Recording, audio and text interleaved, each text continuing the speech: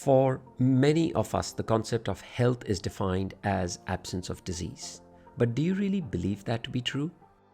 As a specialist surgeon and teacher, I have come to the firm belief that true health is a balanced state between the mind, the body, and the soul.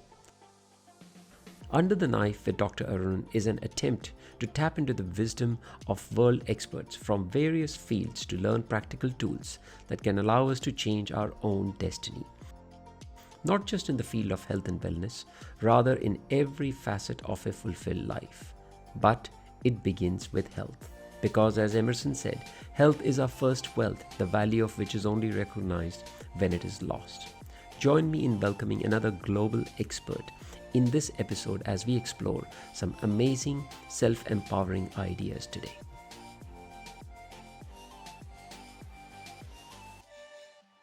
Good morning, everybody. Ladies and gentlemen, my guest today is a really special person who I came across through a common friend, and I started to research his work, and it kind of blew me in such a way that I was really intrigued to have a conversation with him.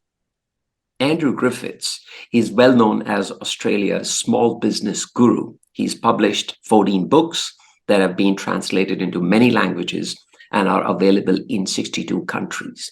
I'm really pleased and privileged to have him as my guest on the podcast today, because as you know, the whole premise of the podcast is to empower individuals such that we can live more fulfilled and meaningful lives. Andrew, thank you so much for coming as a guest on this podcast. Absolute pleasure, Arun. And even our conversations before we press record today tell me that this is going to be a wonderful conversation all around. So I feel I don't know how many times you get a surgeon to invite you to talk about stuff. Well, I'm presuming not very often. But increasingly, it's happening a little bit more. I think there's a shift happening in the medical field as well, and I think that's a reflection of the world that we live in. People like Olivia, I know she's not a surgeon, but she's a doctor. That's right. And I've done some work with some organisations that are helping people to build their practices and so forth. So there's a shift. There's some very forward-thinking surgeons and doctors and medical professionals out there, Arun, which I think is awesome. Yeah, and Andrew, I think what drew me to your work was not so much the need to build my practice, but I loved your TED Talk, which was on how to reduce anger by 33%. Now, that topic itself was very intriguing, and you delve about your past in that. But before we get into that conversation, because that I feel is going to be the meat of our conversation, or let's call it, I'm a vegetarian, so the potatoes and the lentils of the conversation. But before we do that, Andrew, tell me a little bit about what's your journey been? I know there have been real key moments. Sure. That shaped you. There have, and it's always, I think, as you get older, the journey, you have different ways of describing it. I did many interviews and around the world, and there's lots of discussions, and I have my business kind of life, I have my personal life, I have my speaker life, my author life. There's different things, but they all stem from the same really fundamental part of my life that shaped me. And I grew up as an orphan. So my parents left my sister and myself when I was about 6 months old, and my sister was about 18 months old. And there was just, I guess, circumstances, one of those kind of things. And they left us with an elderly lady and kind of didn't come back. And so we were brought up by this, for the first 10 years of my life, by this kind of strange old lady who was incredible. She was born in 1896. Wow. So, thinking about that now is so amazing. And so she was 70 when she took us in. Wow. And it was in the mid 60s. And it was a time when, the welfare system and they were not established. Not overly established. There weren't a lot of things around that. Like, I haven't even got a birth certificate. So I don't have, which causes all kinds of problems, until you sort out that.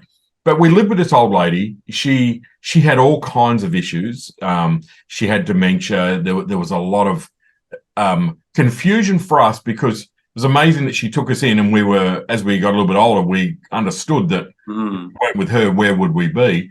She took us in, yet she was very violent, and she had dementia. And even as a child, I could tell that her anger and her rage really wasn't directed at me or my sister. It was her own demons. And she had a very, very difficult life as well. And so we were with her for the first 10 years of our lives.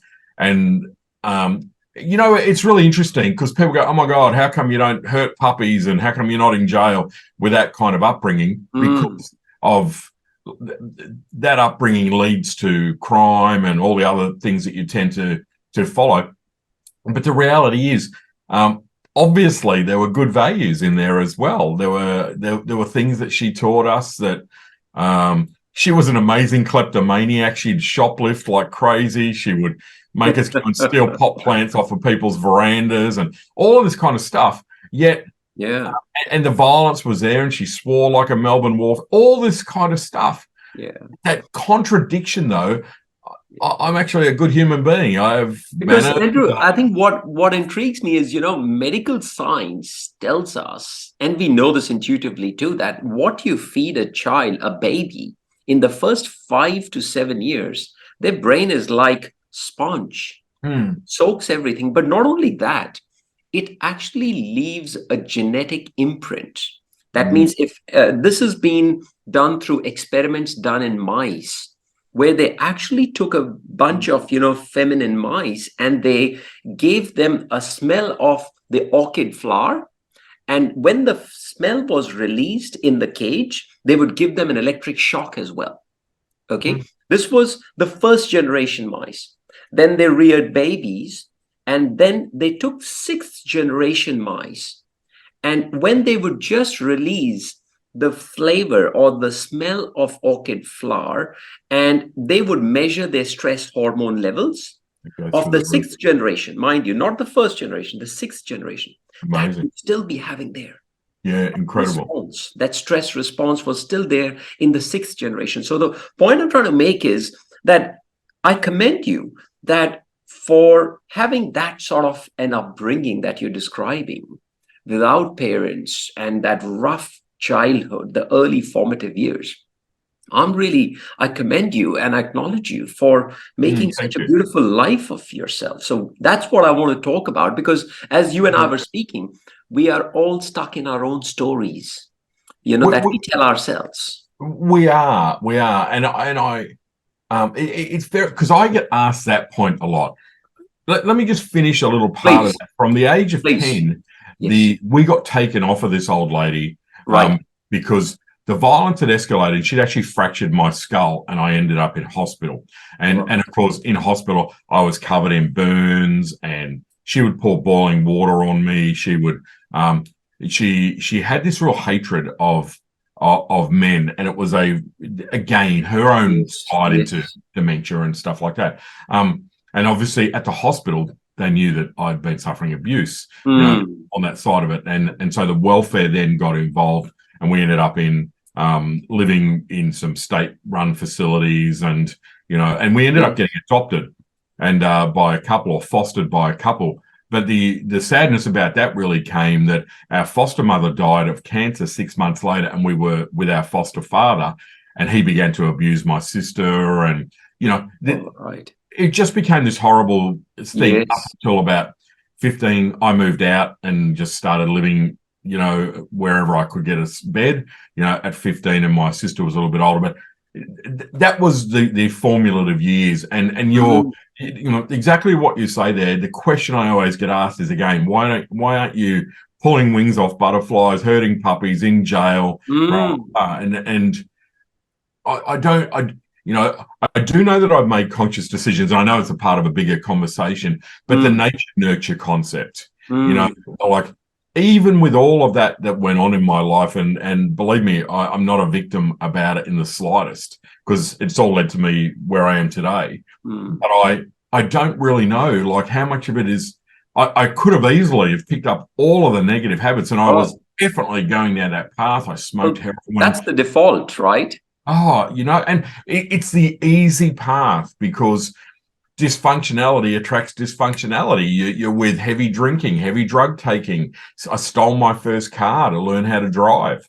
I was going down that very predictable path that was jail, pain, hurting others, all of that particular path. And it was that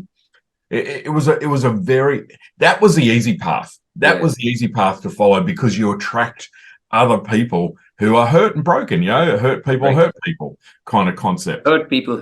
Spot on. And so that whole element was there. And that was, I was fortunate at the age of 17 to have a moment. And a moment changed everything for me, Arun. And I'm sorry, I feel a bit like I don't mean to hijack the conversation, but No. This is exactly what I wanted to hear. What was the pivoting moment? And I've learned about the power of moments and crossroads.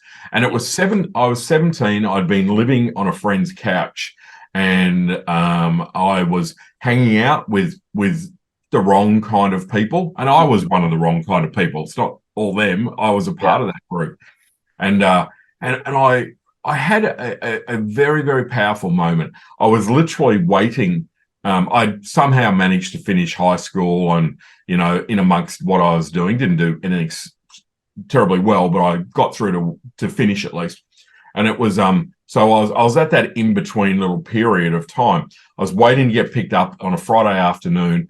And I remember I was standing at the driveway waiting for my friends to come and get me, and we would have a night of, craziness. And I just remember it was late in the afternoon and the sun was coming through the clouds.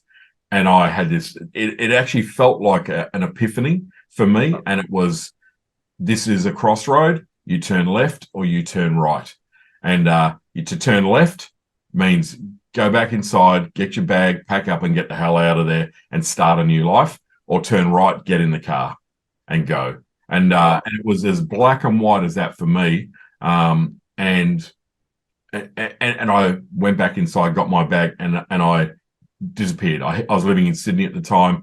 I'd managed to get into university somehow in Townsville, and I was never going to do it, but I hitchhiked to Townsville basically and ended up doing a few months. I didn't do very well at university, but I broke the cycle. I got out of that cycle, and then I ran out of money. I didn't have any money. I went back to Sydney, and that's when I started working in a dive shop, and then I ultimately bought that business, which again is a very shorter version story. Yes. But that critical moment, Arun, of that was so important. And I've had so many moments in my life that are crossroads where I've had to sit and think and go, I either turn left or I turn right. Wow. And if you ask me why I'm still here, it's because of realizing it's a crossroad and having that something, inner fortitude, maybe, that, I don't know, that wanting more, knowing that, making the ability to make a harder decision, because would have been much easier to get in the car than to do what I did. That's what has been my kind of saving grace, I think. Yeah. But Andrew, as you said, everybody wants more. There is nobody who doesn't want more. But people are, everybody wants to transform, but nobody wants to change. Exactly. And that's where I felt that, so what I heard from you is that, you had this flash of wisdom or lightning of, some sort of a enlightenment, I should say, that caused you to think on that one question, turn left or turn right. Were you into some sort of a practice of, I'm assuming not like a meditation or anything at that age of 17, but were you into drugs? Because, there is a book that has been written by an American guy, I'm forgetting his name, who talks about the power of psychedelics. And it is on Netflix. I'm forgetting the name, but I'll certainly research it and put it in the notes. I've seen it. I've watched that. It's a fantastic documentary. Yes. And I can't remember the name of it myself. Fascinating documentary. Yeah. And I mean, Very I'm interesting. curious that you were maybe, I don't know, I'm just presuming you were taking some drugs or maybe some, even tobacco, he says, is something that is criticized in the society. And I'm not using this podcast to promote the use of tobacco or Sure, nicotine. sure. I'm just saying that they show that tobacco is a plant leaf that actually can get you in these states. These Very states interesting. that allow you to shift the perspective of your mind, because at the end of the day, you and I know, Andrew, that it is really the perspective that you take in life that allows you to channel your energy towards that perspective. Absolutely, absolutely, it is. And you are right. I've never really thought about this. Yeah, I was taking a lot of drugs. At that time, I was definitely taking Sorry to make an assumption there. Yeah, I'd smoked heroin, starting down that path. Definitely a lot of marijuana, a lot of alcohol. Smoking, of course, was just part of it. But definitely, around that period was when I'd started taking, psychedelics. And so that is an interesting kind of a thought. But of course, even since then, I haven't touched drugs really since I was, that age. But it was, but maybe that mechanism of Mechanism being able was to set. identify, because I feel that very I get a very strong visual picture in my head, and there's a sense that I have that I'm at a crossroad. First part of it is to identify that it's a crossroad, because it's not always that obvious that we're at a crossroad. And the second part is being able to kind of look, what happens if I turn left? What happens if I turn right? And there's a real, you've got to be able to take the emotion out of that, as well. It's like, and then, then you make that decision. And normally the left turn, the right turn is the hardest. 9 times out of 10, it's the hardest. And so there's got to be something in you that then is prepared to do the hardest, which is for a better outcome. And again, where does that come from? Now I'm going to put it down to magic mushrooms. I thought there was some deep this enlightenment of some sort. It's just mushrooms. So tell me, Andrew, like fast forward. There is a lot to unpack here, by the way. I'm just loving the conversation. Like fast forward 10, 20 years, whatever you take. How has this empowered you, or how have you used it to empower you? Not just like business-wise, we know you are successful, you're an author, and you're all over, people are raving fans. But how do you feel? How's it in your personal sort of, space? I think it's a great question, because the past is always there. There's always that sense. It does form us in whatever shape or form. Of course, we all become, our past, kind of shapes us in many respects.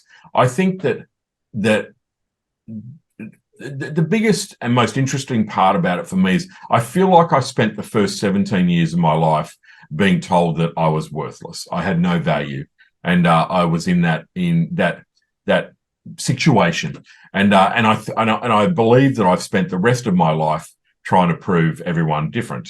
I've trying to show that I have value, of course, which is what you have. I think that pivotal moment for me when I was 17 gave me a strange sense of confidence in myself, to be able to break away at that age was very difficult on lots of different levels, but I've always learned to be my own man, and I live life by the beat of my own drum. And there's what does that mean? To me, it means that I there's many paths that I could have gone down. There's many paths that I could have followed. There's I could have built a giant empire. I could have done this. I could have that. I'm very okay with building my life to suit myself. How I treat others, what I want, what I support, what I don't. I'm very clear about what I want in my life and what I don't want in my life. And I think I got that strength came out of that. Like just one really interesting example, not 20 or 30 years down the line, but maybe 10 years or so, after that, I got a phone call one day to say, I'm your father. and which is, you know, every orphan kind of hopes for those moments, or and you have a vision in your mind that obviously he'll be 7'4", he'll be a god, he'll be riding a white stallion, and he'll be perfect and be the most amazing man. You forget about the fact that the bugger left. Yeah. You know, and you have this vision, and of course you do set yourself up for a bit of failure with that. So I met him at the airport in Sydney at the time with my sister, and within 5 minutes of meeting him, he asked to borrow some money. And then the next thing is we asked to stop at the bottle shop on the way home from the airport. Now, the first little part of that was like, well, okay, this is weird, don't really like this, etc. But it's my dad, and it's like, wow, I need to honor and respect and welcome him in. And basically spent 2 or 3 days just drunk and dribbling it at my place. And it was really interesting. Then he went back, and my sister and I were kind of a bit confused about it, but he's our dad, this whole moral thing that, you know, there's the blood relationship. He started ringing me because he would drink all day, and then at 2 or 3 o'clock in the morning, he would ring me and want to have these long conversations about how much he loves me and all that kind of stuff. And I was running my own business. I was just starting to get, you know, financially successful, all the rest of it. And, you know, this bizarre thing. And anyway, he asked me to buy a watch, like a Rolex watch for him or something or other. And I kind of, that was the last straw for me. And I said, look, I'm 22 or 23, whatever I was. The last thing I need in my life is a drunken, freeloading father. You know, ringing me at 3 o'clock in the morning, telling me he loves me. I don't even know if I like you. You know, how about we dial things back a little bit and try and become friends first and see how this evolves? But I will not, you know, I will not have drunken phone calls in the middle of the night. You know, I don't want, call me when you're sober. Right? I never heard from him again after that conversation. And I have no remorse at all for that. It's very interesting, though, because certain people say to me, wow, that's cold, man. That's callous. That's hard. And I go, is it really? You know, to me, it's my decision. He donated some sperm. That doesn't make you a father. You know, genetically it does, but it doesn't in any other way. And I'd learnt to take care of my sister. I'd learnt to take care of myself. This strong independence and strength of character, the ability to make hard decisions, stand by them, was something that had come out of that childhood. And as I say, you know, like some people will find that cold and callous that I did that, but I, you know, I didn't want a drunken. He had the choice. You know, and he chose not to stop drinking, and that's as you said, left or right. You know, he chose to turn right. Exactly. You know, and if he did come back, even, you know, I don't even know, he would be dead by now, I imagine. But I would have certainly built a relationship with him. Andrew, that brings me to a very pertinent question that, you know, like being a medical practitioner, I see that, you know, a lot of patients, and I'm talking more in a clinical sense now, they are reliant on pills and procedures to keep them healthy and fit. And, you know, if they have blood pressure, they say, oh, you know, let's just go to the doctor. So, but ultimately we know that a lot of it, and science is proving this, that there's a lot of energy. Okay, energy has got a direct correlation with matter. Albert Einstein said that. All right. My question to you is that when we are around people who are emotionally connected to us, but who are draining our energy, I'm sure you've come across many such people in your life. You know, you go all over the globe, you know, and we come across such people. I have too, you know, and sometimes these people are really emotionally bonded to us. They're our close family, relatives, drain us. How do you see that an individual who may be listening to this conversation, what do you see should be what would you say to such an individual to start becoming more practical and understand that the toxic people sometimes need to be let go in love and kindness? Not so what you did for your dad, your biological dad, even though he didn't complete his formalities and responsibilities of being a dad, but like, I mean, you have to make a decision to let go, right? how do you feel that, this could be translated to someone who may be listening? What do you think you would suggest to them? What could they do if they're... Sure. It's a really awesome question, and it's a difficult one, and there's kind of two angles that I look at that. The first angle is, let's say it's someone in our life that it might be a friend, it might be an associate at work, or whatever it might be. It's not a close family member or a close tie. So that first part of it. Category, yeah. I am unbelievably protective of who I let into my life, and I am ruthless about that as well, to be brutally honest. I have no room for negativity. I have no room for people that, those people that within 5 minutes of you can sense, you go, I want to kill myself now. Like I walked into the room happy. Now I'm so depressed. I didn't realize everything was so bad. And normally they're the people that have the least to complain about, to be brutally honest. Yeah, absolutely. But I protect myself very, very, very, very much. I'm very good at keeping people at arm's length, probably too good, to be honest. Because I don't want negativity. I have no room for it. It's a choice. I don't like people that play victims. All of that kind of stuff, I keep at arm's length. And that does mean there's friends, that are no longer friends. And in the same vein, there are people that can't stand me because I'm positive and all of the rest of it. That repels people that are in a negative place a lot of the time. It's like I've had people who said that, what's wrong with you? What's there to be happy about COVID? Yeah, exactly. Again, you should be miserable because of your childhood. Like going, wow, should I? Is that the script that I should have? So buck the trend, of course. Yes, and again, that's what I'm so grateful for, the fact that I have. But that's the first lot. Protect yourself, and that is not easy. But often, what it really means is you're mixing in the wrong circle. You've got to make better friends. You've got to change. You've got to be around the right kind of people, and that's finding the right watering hole kind of thing to say, well, okay, I've got a lot of negativity in my life. Have a look at it. One of the things that I found really interesting was a period when I was going through, because my life is still, don't think it was all perfect from it never 17. is. That I was going through a fairly difficult period, and I started doing yoga, and I started going to this wonderful gym, and I was doing yoga 3 or 4 nights a week, and I'm surrounded by these beautiful people that are got a lovely energy. There's a positivity. I'm doing something that's about caring for myself and my own well-being.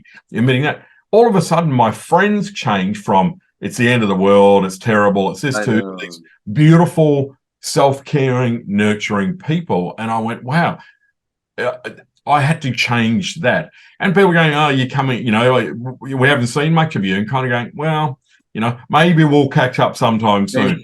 You move away. So that's strategies around putting people at a distance. It's your life.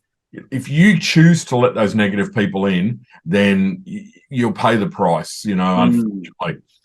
It's more difficult when you say, well, okay, we have family members that are emotionally connected. Very, very difficult. But my approach is very much the same, around that. And there's 2 elements of it for me. I was married for about 10 years to a lovely Yugoslav lady, and she had the full Yugoslav family. And I tell you, get-togethers with them were like guerrilla warfare. It was they were only happy if there was conflict. It was just something in their nature. And again, long history of World War II issues. I was going to say East European. But also the family was ruled by fear of the patriarch, who everyone was always worried about what Frederick would do. He would drink, and then he would, and the whole 30 people there for lunch are all treading on eggshells because around him. So for me, that kind of behavior, when he would start to lose it, because the kids are running in and out and the door's slamming and he starts screaming. And for me, I had to pat and interrupt him. I had to walk up to him and say, stop it. You're being a stupid old man. You're being silly. and their little children cut it. No one else in the family would do that. They would Wow. all kind of I know.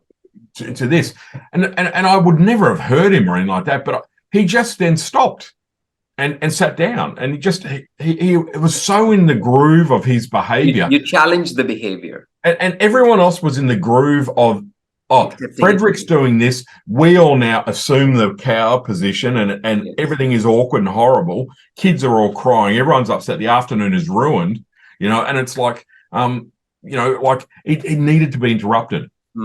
So that's a hard thing to do, right? I don't expect we're all going to kind of do that. But for me, he was just bullying, and I hate this. And he just, he just literally needed to be snapped out of it. And then he would go and sit in the corner and read a book and he'd be fine. It was such a strange thing. Yeah. But I also believe that when you're in a negative situation like that, the best thing you can do is you act in a positive way. You put the spin on it. You got to work harder. The minute the conversation goes negative, you got to find the positive. The minute the stuff like that happens, you got to be able to change it. Otherwise, we've all heard the saying, you become like the 5 people you spend most of your time with. Yeah. You will become negative. Anyone who's watching, listening, you've been in that situation. When everyone around you is negative, you feel pretty good. All of a sudden, you get caught up in the negativity. So with family members, all the rest of it, you have to be extraordinarily the opposite. You're the one who's got to be growing, leading, going forward, learning, making yourself better, trying, etc. But not in a sanctimonious way, not in a I'm better than you guys way. I'm doing this because I want to be a better person. I'm not judging anyone else here, but I want to be better. It's amazing how others start to change. There's 2 reactions. One is those who are fearful because you're going to change and will probably outgrow them. And then the other one is those who go, hey, I wouldn't mind kind of reading that book. I wouldn't mind coming along to a yoga class or a meditation class or whatever it is. And so I've always felt that how you turn up at every event, at every interaction, every engagement with another human being says enormous things about you. So in negative situations, I can't help but turn up and be more positive because the negativity repels me, to be honest. And so I will do my utmost to be irritatingly positive in many respects, But I think, Andrew, what you said is very interesting, that, it's easier when it is your, somebody who's like a distant, who's not emotionally connected to you. You can keep them away. You can say, I'm not letting you in my life. I think with emotionally bonded individuals, sometimes it can be a bit of a lot of work. Like, I've got older parents, and I know they live in US, and when I give them a call or when I visit them, I have to really sometimes, I love them dearly, don't get me wrong, like, they brought me up and all of that, but sometimes I can see, as you're saying, that conversation starts to go in a direction where I know where this is going, blame and shame someone out there, and I have to quickly shift in the sense that, hey, let's talk about where are we going tomorrow, or something on those lines. The pattern interrupt. Pattern interrupt, exactly. So I love it what you said, and those are 2 golden pieces of advice: that let go of toxic people by protecting yourself, just to recap, and secondly, to make sure that you hang out with the right people. And I think right people you only get to know by how they make you feel, right? And it's about recognizing your feeling that I feel good with this person or these people, and I think nurturing that more, right? I think so. I also believe, though, something that I've learned a bit is to be a great observer of others. And when I bought my business, when I was a kid, like a diving business, yes. And I was 17, 18, with all of the emotional baggage and scarring, and and all that upbringing. I hadn't really found my way in the world, like who does when you're 18. No. But I had a wonderful man working in the business with me. He was a madman from Papua New Guinea. He had this giant beard. His name was John Mason. And he was an Australian guy, but he'd married to a Papua New Guinean lady. He'd been, he lived in the wilds of New Guinea. Like, his wife speared him because he fooled around with another girl. Like, literally, he's got a scar, an in and out scar. And he said he had the spear through his. Oh my God. So, and he was a commercial diver and all the rest of it. So he was a wild man in many respects. But what I noticed was how he interacted with other people. So I was the 18-year-old, 17, 18-year-old, 19-year-old kind of kid, bombastic, and I'm a dive guy, blah, blah, blah. Now, he was about 40. And I noticed that he was so kind and so considered, and he listened when people spoke, and his mannerism, he didn't get caught up. You know, someone disagreed with something that he said, sure, no problem. Yeah, that's your view. Great. You know, this is mine. And whereas I would get caught up in trying to prove that I was right, you know, all of these things. And I remember one day he gave me a book, and it was How to Win Friends and Influence People. The classic Dale Carnegie book. Yeah. And of course he said, he said to me, I read this when I was a lot younger, and I found it really helpful. You might find it helpful. What he was really trying to say was, dude, you need to learn how to interact with people a whole lot better. Yeah. But he had emotional intelligence enough to not try and lecture me or teach me. He led by example. And that book changed my life and taught me about empathy and understanding. And I learned so much from him. And then I was fortunate enough to go, wow, he is such an extraordinary people person. Everyone loves him. He has strength of character. There's no lack of strength that he had to have in the work that we were doing. But he was a really good human being. And so he was one of those role models for me earlier on. And I think of him often about how his kindness, you had a conversation with John, nothing else mattered. He looked you in the eye and he spoke to you.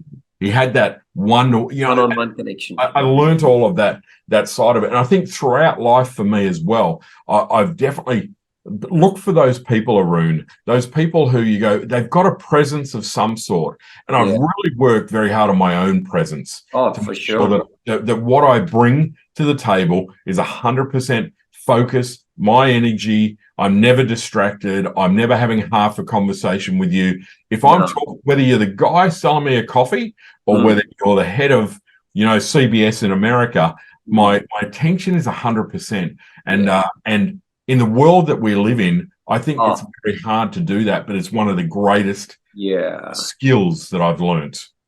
And I think just to recap for the people who are listening about and preserving your energy, you said about protecting yourself, hanging out with the right people. But I think what I've learned over here, two more golden nuggets that you mentioned. One is constantly learning. Like you said, you read a book, that transformed your life, how to influence people and win friends.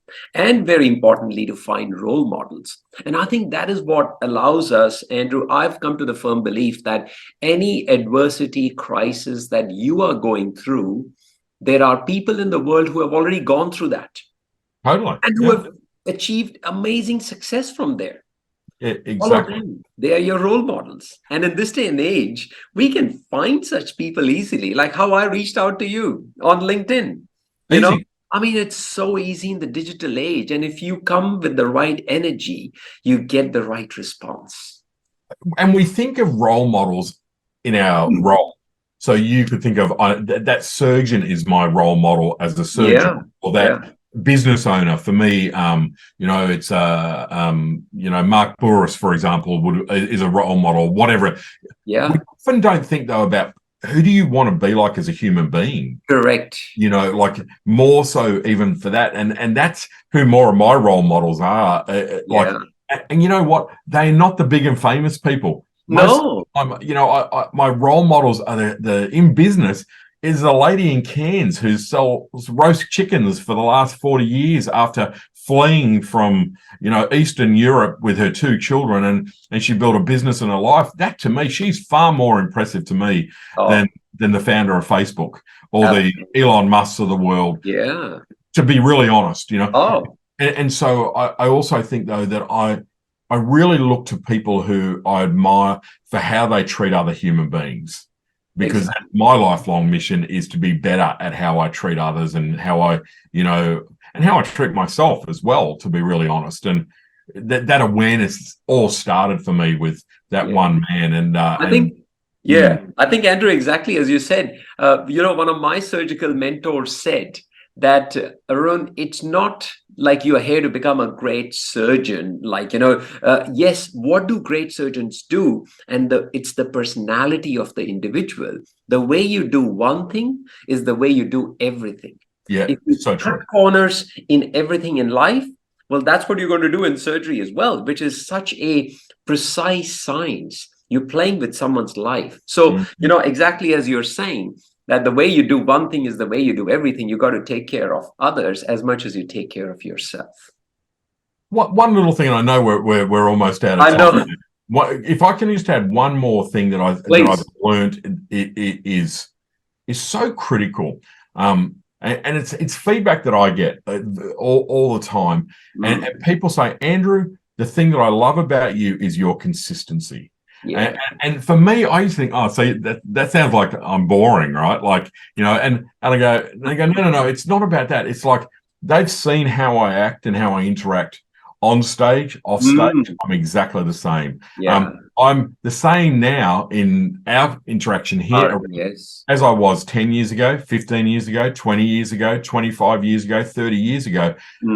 That consistency is a real quality, which I've learned. I don't want to make it sound like an egotistical kind of thing, but people know that I'm consistent. How I act, how I interact, how I engage, all of those kind of things are totally consistent. And I didn't really appreciate how valuable that is to others. But there's a sense of, again, that's people like the fact that I'm consistent. You're consistent in everything that I do because there's so much inconsistency with people. Yes. That's out there, and it's an interesting point, and I think it's interesting to ask ourselves, are we consistent? Because I do that consciously, but it is also my nature, and it's an interesting kind of a take around that. How consistent are you? Are you up and down? Are you like this at home, but you're not like that at work? Are you, like I see it with speakers. They go on a stage, they're really amazing and beautiful people. They get off the stage and they're horrible. They're horrible.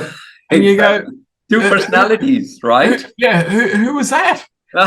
And you can't help but feel there's a lack of authenticity. Yeah, and I think that's where it comes to that. Yeah. So anyway, Andrew, I'm very mindful of the time. I know this conversation could go for a very long time, but I'm mindful of your time for this conversation. You've already given us so many golden nuggets. I'm sure people would be. This needs to be unpacked in their own time.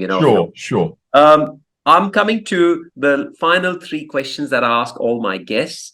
And these are questions that allow us to take the final sort of, the juice out of this conversation, I should say. So I'm going to pose them to you. Andrew, the first question is, what is your most successful single habit that has brought you to where you are today? Something that you feel you've been practicing consistently. Interestingly enough, I think it probably is what I just was talking about a bit before. For me, my most successful habit is how I turn up. I turn up fully present, 100% present, fully engaged, fully ready for every single interaction I have. And without a doubt, and that's a conscious thing that I've worked on. Without a doubt. Second part I would add to that, though, is that I'm totally committed to constant, never-ending improvement. In everything I do, from writing to speaking to coaching to being a human being to whatever it is. And I'm a bit obsessed with that, trying to keep making things better. Yeah. So you're clearly very teachable because you're wanting to grow, Awesome. Second question, Andrew, if all your work, your books, your videos, your programs, everything was taken away, for just hypothetically speaking, of course, was taken away, what would be your three pieces of wisdom that you would want to give to your loved one or a child or anybody else? I think, again, a lovely question. I think that it's rewrite the stories that hold us back. This happened to me. I'm this, I'm an orphan, or I had a bad childhood, or someone did something wrong to me.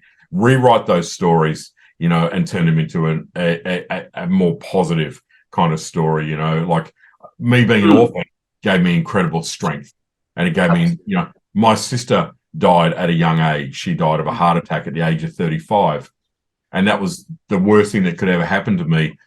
But her gift to me was that if I could survive her dying, I could survive anything. Yeah. And it doesn't mean I wasn't heartbroken and lost and the rest of it. But her gift, you know, to rewrite the story, something came out of that, you know, etc. So rewrite the story to hold us back. Number two is to really embrace empathy. You gotta be about the people around you. You gotta be able to really learn to listen, learn to ask the right questions. You got to treat human beings as human beings, and we live in a world where there's less and less of this, in my view. We're distracted, we're not there, you know. And then the third one is you just have to nurture a culture of curiosity. You have to be ridiculously curious, and that's a learnt behavior, I think. Curiosity. And we live in a world where it's so easy to find out stuff. It's like I'm curious about everything. Everything to me is fascinating, and it's, you know, there's so much that we can learn about. But curiosity about others, curiosity about life, about work, about whatever it might be. But that all ties into that kind of constant, never-ending improvement, growth, and personal development. All of that stuff. I feel a better person because there's no end to growth. And so, like, I know it'll be till the day I die, I'll be growing. And there's so much stuff that I can grow with. So I find that very, very interesting. No, that's beautiful. Just to summarize, rewrite your story. Number two, embrace empathy and be a constant learner so that you can keep growing. Beautiful, Andrew. That's awesome. And the last question is, Andrew, what do you see as your legacy? Of course, you've produced commendable work, you know, and as an author, always be there. You want your books to be the things that stand out. Exactly. I think I would hope that it is how it is really the legacy is that others are inspired by how I've perhaps overcome adversity and made those conscious decisions to be better, and that whole how I turn up and how I interact. I hope that if I wasn't here, people would go, well, I've learnt, you know, how to be a better human from the way that I perhaps act. That's again, I know that's a big thing. I'm not saying anyone's a bad human. But that whole I learned to turn up and be fully present with my kids because I learned from Andrew about being engaged and being fully there. I became more curious because, you know, Andrew was curious, or, you know, I think how I act as a human being, I hope that inspires others to act in a positive way. Yeah, absolutely. In fact, there is a term that I heard, it's called present moment awareness, you know, and when life is lived in the present moment, not in the past, not in the future. And when you bring your 100% energy in the present moment, like how you and I are connecting, I mean, there is so much joy in living life, right? Wonderful. Beauty in it. It's wonderful. It's such a lovely energy. It can only be positive. Like, you know, when you look at that. But again, how rare are those encounters when we live in a world that's constantly connected, you know, that's, you know, we're all ridiculously busy and getting busier and all the rest of it. It's not easy to be fully present and fully engaged, and that's all the more reason to do it, you know, and to make sure that we're doing it. So, Andrew, I want to commend you for the amazing work that you're doing, but also the amazing human being that you are. And, you know, that's why I wanted to have this conversation, not about your business, because all your business ideas are in your books. Yeah, you want to know the person behind it, you know. And I mean, like, I think we all have our personal story, as we just discussed. In fact, in medicine, we say there is a history, you know, we got to take a history of the patient, you know, his story. So what is his story? Or like his or her story, you know, we have to be gender neutral these days. But I mean, the long and short really is that it has been such a delight speaking and knowing you as a person, Andrew. I thank you so much from the bottom of my heart. And I'm sure whoever is listening to this conversation will truly feel empowered. So thank you again from the bottom of my heart, and keep doing the great work you're doing. Thank you. It's been lovely. I've really enjoyed our conversation, and I knew that I would, before we even connected for some reason. I just I knew that this would be a wonderful conversation, and thank you. And it's these are also great and so helpful for me as well, to reflect. Very kind. When someone asks you a question about stuff, you've got to stop and reflect a little bit on what it means, not just press play and do that's the story. So yeah, fabulous. A lovely experience, Arun. Thank you.